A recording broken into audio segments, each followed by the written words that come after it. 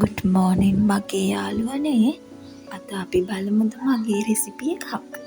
මේ තමයි මගේ කට්ලට් රෙසිපිය. ඉතින් ඔන්න මං ඕන කරන දේවල් ටික මෙන්න මෙහෙම ගත්තා. මං හදන්නේ මේ මගේ රෙසිපි එකට ලුණු ගෙඩියකුයි, අමු මිරිස්, රම්පෙ කරපිංචා, ඉඟුරුන් සුදු ලුණු පේස්ට් එක. ඔන්න ඉතින් මං අල ටික හොඳට තැම්බෙන්න තිබ්බා. ඊට පස්සේ මං අල ටික තැම්බෙනකම් සමන් එක වතුර ටික අයින් කරගන්නවා. දැන් ඉතින් මගේ අල ටිකත් හොඳට තැම්බිලා මං දැන් මේ ඒ ටික හොඳට පොඩි කරගන්නවා.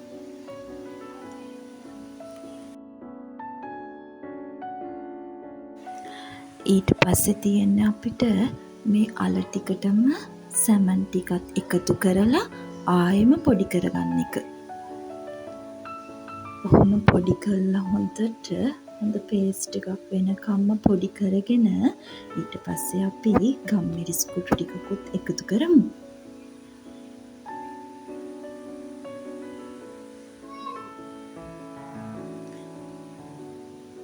ඊට පස්සේ ලුණු ටිකකුත් එකතු කරලා ආයෙම හොඳට අපි කවලම් කරගමු. ඔන්න ඉතින් දැන් තෙල් ටික රත් වෙන්න තියලා ඒකට මම සුදු ලුණු දාලා ටිකක් වෙලා බෙදෙන්න තිබ්බා.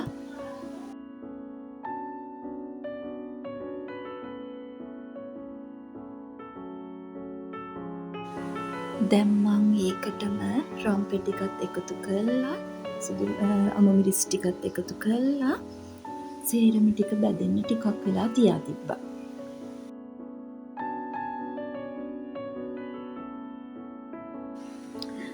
මේකටත් අවශ්‍ය ප්‍රමාණයට ලුණු ටිකක්, අවශ්‍ය ප්‍රමාණයට කහ, ඊට පස්සේ ගම්මිරිස් ටිකක් දාලා හොඳට ඒ ටික කවලම් කරලා ගත්තා.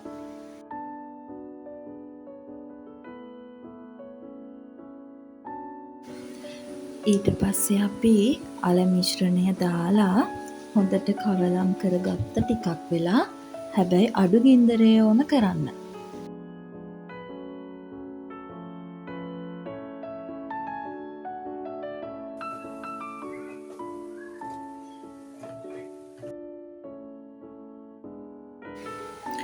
ඔන්න ඉතින් බෝල හදනව දැන්. මං නම් ගොඩාක් හැදුවේ නෑ. අපිට හවසට කන්න හිතිලා හැදුව පොඩ්ඩක්. ඒ වුණාට ගොඩක් අයත් එක්ක බෙදාගෙන නම් කෑවා.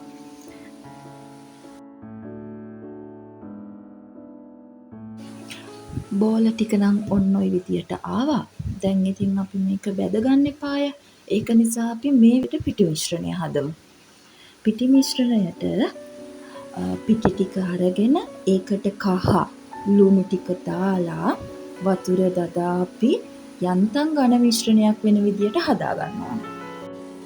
ඊට පස්සේ ඕන කරන බිස්කට් කුඩු ටිකත් අරගෙන මං ඉතින් මෙන්න මේ විදියට බඳින්න ලැහැස්ති වුණා. තනියම කරනකොට හැබැයි මං නම් හිතන්නේ මේක තමයි අමාරුම වැඩේ. මොකද අපි බෝලෙත් ලස්සනට ගන්න ඒකත් හරියට හදාගන්න එපාය. ඊට පස්සේ මම ඉතින් අතිනුත් පොඩ්ඩක් ගුලි කරා. ඉතින් මං ශනිකව හැදුවා.